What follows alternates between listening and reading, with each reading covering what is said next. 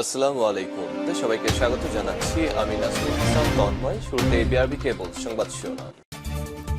জানিয়ে দেব সর্বশেষ গুরুত্বপূর্ণ আপডেট সংবাদ। শুরুতে শিরোনাম। আমরা কারাগারে গিয়ে নজরুলকেও স্মরণ করি বলছেন বিএনপির সিনিয়র যুগ্ম মহাসচিব অ্যাডভোকেট রুহুল কবির রিজভী। এরপর জানিয়ে দেব দেশটাকে আজ লুটপাটকারীদের স্বর্গরাজ্যে পরিণত করেছে সরকার, অভিযোগ করেছেন সিপিবির নেতারা। এরপর জানিয়ে দিব ৫,০০০ রুপিতে আওয়ামী লীগের এমপি আনারকে ৮০ টুকরো করে খুন করে কসাই জেহাদ। জানিয়ে দিব ঢাকায় কোনো বস্তি থাকবে না বলছেন প্রধানমন্ত্রী শেখ হাসিনা। এবারে জানিয়ে দিব কোন দলের নেতাকর্মীদের জেলে পাঠানোর এজেন্ডা আমাদের নেই বলছেন আওয়ামী লীগের সাধারণ সম্পাদক এবং সড়ক পরিবহন ও সেতুমন্ত্রী ওবায়দুল কাদের। এবং সর্বশেষ জানিয়ে দিব ঘূর্ণিঝড় রেমালের প্রভাব উত্তাল সাগর। সর্বশেষ আবহাওয়ার সতর্কবার্তার তথ্যমতে সাগরের নিম্নচাপটি গভীর নিম্নচাপে পরিণত হয়েছে। এটি বর্তমানে পূর্ব মধ্য বঙ্গোপসাগরের তৎসংলগ্ন পশ্চিম বঙ্গোপসাগর এলাকায় অবস্থান করছে। এটি আরও ঘনীভূত হয়ে আজ শনিবার ২৫শে মে ঘূর্ণিঝড় রেমালে পরিণত হতে পারে। এর প্রভাবে পটুয়াখালী উপকূলীয় এলাকায় কলাপাড়ায় মেঘলা আকাশ, এক ধরনের গুমট পরিবেশ বিরাজ করছে। কুয়াকাটা সংলগ্ন বঙ্গোপসাগরে উত্তাল হয়ে উঠেছে। সাগরের তীরে বড় বড় ঢেউ আছড়ে পড়ছে, পানির তীব্রতা বাড়ছে। টুরিস্ট পুলিশ পর্যটকদের সতর্ক করেছে এই মুহূর্তে সাগরে নামা এবং গোসল করা থেকে বিরত থাকতে মাইকিং করা হচ্ছে। ছিটেফোঁটো বৃষ্টি পড়ছে, তবে বাতাসে তেমন কোনো চাপ নেই। উপকূলীয় এলাকায় অনেক স্থানে যে কোনো সময় অস্থায়ী দমকা হওয়া, ঝোড়ো হওয়া এবং বজ্র বৃষ্টিপাত হতে পারে বলেও জানিয়েছে আবহাওয়া অফিস। প্রিয় দর্শক, সমুদ্রে মাছ ধরার উপরে নিষেধাজ্ঞা চলমান থাকায় অধিকাংশ ট্রলারগুলো নিরাপদ অবস্থানে রয়েছে জানিয়েছে মৎস্য সংশ্লিষ্টরা। প্রিয় দর্শক, এতক্ষণ শুনছিলেন সংবাদ শিরোনাম, এবারে বিস্তারিত। তবে তার আগে অনুরোধ থাকবে আপনি কোন স্থান থেকে আমাদের সংবাদটি দেখছেন কমেন্ট করে জানিয়ে দিন। এই সংবাদ সম্পর্কে আপনার মূল্যবান মতামত। প্রিয় দর্শক, আপনি যদি আমাদের চ্যানেলে নতুন হয়ে থাকেন ভিডিওটি দেখতে দেখতে চ্যানেলটি সাবস্ক্রাইব করে রাখুন, যাতে করে আমাদের লেটেস্ট আপডেট সংবাদগুলো সবার আগে আপনার কাছে পৌঁছে যায়। এবারে বিস্তারিত। আমরা কারাগারে গিয়েও নজরুলকে স্মরণ করি রিজভী। বিএনপির জ্যেষ্ঠ যুগ্ম মহাসচিব রুহুল কবির রিজভী বলেছেন, আমরা যখন কারাগারে যাই তখনও নজরুলকে স্মরণ করি। আমাদের যখন বিচার হয় তখনও আমরা নজরুলকে স্বীকার করি, কারণ আমরা অন্য কোনো সামাজিক কারণে কারাবরণ করছি না, বিচার হচ্ছে না এবং আমরা গণতন্ত্রের জন্য লড়াই করছি বলেই আমাদেরকে সাজা দিচ্ছে, কারাগারে নিয়ে যাওয়া হচ্ছে। শনিবার ২৫শে মে জাতীয় কবি কাজী নজরুল ইসলামের ১২৫তম জন্মবার্ষিকী উপলক্ষে ঢাকা বিশ্ববিদ্যালয়ের অবস্থিত কবির মাজারে শ্রদ্ধাঞ্জলি নিবেদনের পর সাংবাদিকদের কাছে সব কথা বলেন রুহুল কবির রিজভী। বলেন, এই উপমহাদেশে প্রথম স্বাধীনতার মন্ত্র নজরুলের কণ্ঠে উচ্চারিত হয়েছিল বলে তাকে কারাগারে নেওয়া হয়েছিল। তাই প্রতিটি মুহূর্তে, প্রতিটি ক্ষণে নজরুলের গান, কবিতা এবং তার সমস্ত সাহিত্য সৃষ্টি আমাদের উদ্বুদ্ধ করেছে। আজকে বিদ্যমান এই রাজনৈতিক পরিস্থিতি আমাদেরকে এগিয়ে যেতে এবং প্রতিবাদ করতে হবে। তিনি আরো বলেন, জাতীয় কবি কাজী নজরুল ইসলামের মানবতার গান, স্বাধীনতার গান, বিপ্লবের গান আমাদেরকে অনুপ্রাণিত করেছে এবং উজ্জীবিত করছে। আজ আমরা গণতন্ত্র হারা, অধিকার হারা, আমরা এই মুহূর্তে ভয়ঙ্কর স্বৈরতন্ত্রের শৃঙ্খলে রুদ্ধশ্বাস পরিস্থিতিতে আছি। প্রতিটি মুহূর্তে, প্রতিটি ক্ষণেই নজরুল আমাদের উদ্বুদ্ধ করতে প্রতিবাদের জন্য। যে প্রতিবাদের ভাষায় তিনি অত্যন্ত শৈল্পিক নিপুণতা দিয়ে গেছেন, সেই প্রতিবাদেই ভাষায় আমরা রক্তক্ষরণ করে আজও গণতন্ত্র ফেরানোর, মত প্রকাশের স্বাধীনতা ফেরানো এবং সংবাদপত্রের স্বাধীনতা নিশ্চিত করার যে লড়াই, সেটা আমরা অব্যাহত রেখেছি। কবি নজরুল লেখনীর মাধ্যমে অনুপ্রাণিত হয়ে আশা প্রকাশ করে বিএনপির জ্যেষ্ঠ যুগ্ম মহাসচিব বলেন, কবি নজরুল যতদিন নির্বাক ছিলেন ততদিন তিনি নির্যাতন, নিপীড়ন সহ্য করেই নিপীড়িত মানুষের পক্ষে তিনি লিখে গেছেন। সুতরাং নজরুল সবসময় প্রাসঙ্গিক। তিনি আমাদেরকে আজও উদ্বুদ্ধ করছেন, অনুপ্রাণিত করছেন। আমরা আশা করছি তার দেখানো পথের মাধ্যমে এদেশে গণতান্ত্রিক এবং বহুমাত্রিক রাষ্ট্রে পরিণত হবে ইনশাল্লাহ। দেশে লুটপাটকারীদের স্বর্গরাজ্যে পরিণত হয়েছে সিপিবি।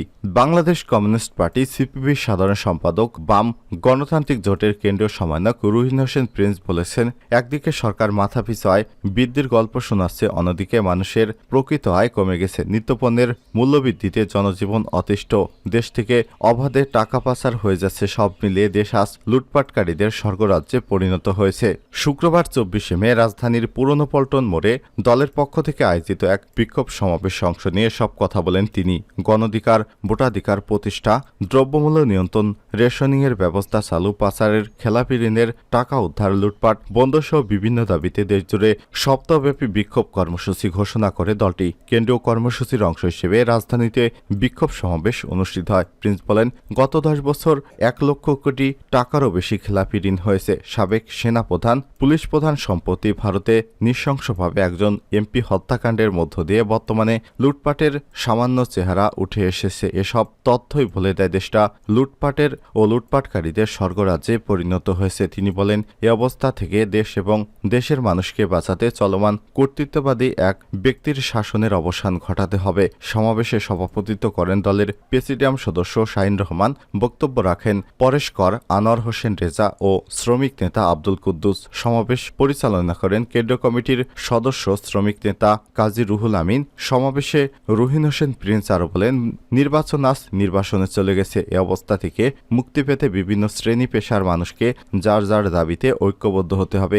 একই সঙ্গে ভোটাধিকার, গণতন্ত্র ব্যবস্থা বদলের সংগ্রামকে সামনে রেখে গণ আন্দোলন এবং গণসংগ্রাম গড়ে তুলতে হবে। সমাবেশে উপস্থিত ছিলেন কেন্দ্রীয় কমিটির কোষাধ্যক্ষ ডক্টর ফজলুর রহমান, সদস্য কাজী সাজ্জাদ, জহির সন্তন, অ্যাডভোকেট মন্তু ঘোষ, জলি তালুকদার, মানবেন্দ্র দেব, সাদিকুর রহমান শামীম, জাহিদ হোসেন প্রমুখ। 5,000 রুপিতে আনারকে 80 টুকরো করে জিহাদ। ঝিনাইদহ 4 আসনের সংসদ সদস্য আনারুল আজিমের দেহ 80 টুকরো করে নিউটনের ভাঙর এলাকার নানা জায়গায় ছড়িয়ে দেওয়ার কথা স্বীকার করেছে গ্রেপ্তার কসাই জিহাদ। আর এই কাজের বিনিময়ে 5,000 রুপি পেয়েছে সে। ভারতের পশ্চিমবঙ্গ পুলিশের জিজ্ঞাসাবাদে জিহাদ এসব স্বীকার করে বলেছেন, আমাকে মোট 5,000 রুপি দেওয়া হয়েছে। খবর হিন্দুস্তান টাইমসের। পুলিশ কর্মকর্তা বলছে, লাশের টুকরোগুলো যেহেতু জলাশয়ে ফেলা হয়েছে তাই সব অংশ উদ্ধার করা অনেক কঠিন। পুলিশের গোয়েন্দা সূত্র বলছে, এমপি আনার হত্যার মূল পরিকল্পনাকারী বাংলাদেশি বংশোদ্ভূত মার্কিন নাগরিক আখতারুজ্জামান, কলকাতায় যার 2 মাস আগে জিহাদকে ডেকে আনা হয়। জিহাদ জানিয়েছে, আখতারুজ্জামানের নির্দেশে তিনি সহ 4 জন এমপি আনারকে নিউটাউন ওই ফ্ল্যাটে শ্বাসরোধ করে হত্যা করে।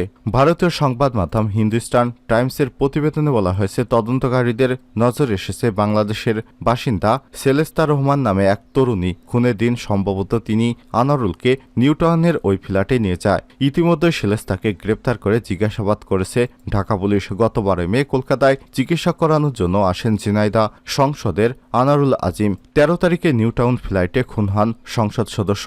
নিখোঁজ হওয়ার পর তার হত্যাকাণ্ডের বিষয়টি ভারতের পুলিশ জানতে পারে। হত্যায় জড়িত সন্দেহে বাংলাদেশে আরও 3 জনকে গ্রেপ্তার করেছে পুলিশ। অন্যদিকে বনগাঁ থেকে গ্রেপ্তার করা হয় কসাই জিহাদ এবং সিয়াম।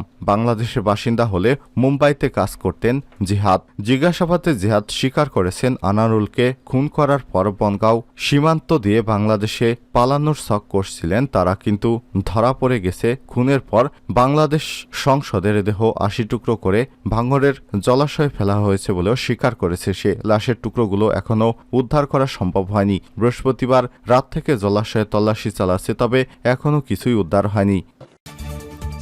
ঢাকা শহরে কোনো বস্তি থাকবে না, প্রধানমন্ত্রী। ঢাকায় কোনো বস্তি থাকবে না উল্লেখ করে প্রধানমন্ত্রী শেখ হাসিনা বলেছেন, সবাই সুন্দর পরিবেশে বসবাস করবে। সেই পদক্ষেপ আমরা নিয়েছি। মানুষের কল্যাণে কাজ করাই আমাদের লক্ষ্য। জানি আমরা কাজ করছি। শনিবার 25 মে বঙ্গবাজার পাইকারি মার্কেট এবং শাহবাগে হোসেন সৈয়দ সোহরাওয়ার্দী শিশু উদ্যোগের আধুনিকায়ন সহ ঢাকা দক্ষিণ সিটি কর্পোরেশনের 4টি উন্নয়ন প্রকল্পের উদ্বোধন শেষে তিনি এসব কথা বলেন। প্রধানমন্ত্রী বলেন, কেউ বস্তিতে থাকবে না, সবার জন্য ফ্ল্যাট করে দিচ্ছি। বস্তিবাসীদের জন্য ভাড়াভিত্তিক ফ্ল্যাট নির্মাণ করে দিচ্ছি। বস্তিতে যেন যেরকম ভাড়া সেরকম ভাড়াই দেবে, কিন্তু তারা ফ্ল্যাটে থাকবে। তিনি বলেন, শুধু বড়লোকরাই ফ্ল্যাটে থাকবে সেটা হতে পারে না। আমাদের রিকশাওয়ালা থেকে শুরু করে দিনমজুর সবাই ফ্ল্যাটে থাকবে। স্বল্প ভাড়াতে তারা থাকতে পারবে। কেউ যদি প্রতিদিন ভাড়া দিতে চায় সেই ব্যবস্থা আছে। গাছ লাগানোর আহ্বান জানিয়ে শেখ হাসিনা বলেন, যাদের গাছ আছে তারা চাইলেই গাছ লাগাতে পারেন। একটা ফুলের গাছ, একটা ফলের গাছ হলেও লাগান। যাদের গ্রামের বাড়ি আছে সেখানে যেন অনাবাদি জমি না থাকে সে ব্যবস্থা করতে হবে। এর আগে সকাল 10টায় রাজধানীর বঙ্গবাজার পাইকারি নগর বিপণী বিতান শেখ ফজলুল হক মনি সরণি, নজরুল সরোবর এবং হোসেন সৈয়দ সোহরাওয়ার্দী শিশু উন্নয়ন প্রকল্পের ভিত্তিপ্রস্তর স্থাপন করেন প্রধানমন্ত্রী শেখ হাসিনা।